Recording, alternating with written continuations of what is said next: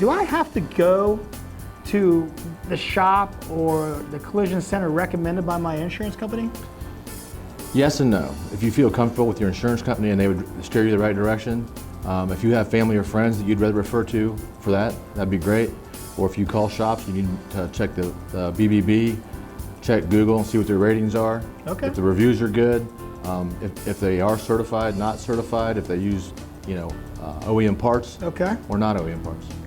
OEM parts. Not everybody probably knows what that is. Can you tell me what that stands for? Parts from the manufacturer. Okay, so the dealership? Dealership. The dealership is where you probably get OEM parts, or where you buy OEM parts from most of the time. And why do we recommend OEM parts? Because I know we strongly recommend OEM parts when it comes to body parts. The biggest thing is fit and finish. It's made by the manufacturer. They've already done the specs on it. Everything is within specifications for them. Okay, and specifications, so that kind of sounds like it maybe goes back into where blueprinting happens. So when you measure maybe a frame rail or the distance between one point and another, that's how things fit properly? Correct. When you put a bumper back on a car, the bracket, the fender, everything's got to match back up properly, so everything is fit and finish, and you have the correct specifications.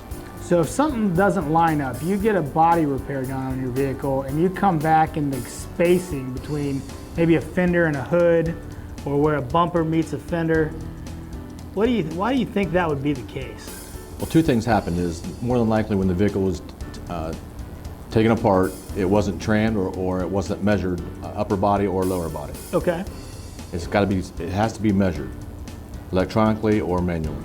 So that brings me, that's a good point. So when we write an estimate and your insurance company writes an estimate, one of the things we look for is set up and measure, probably, right? Correct.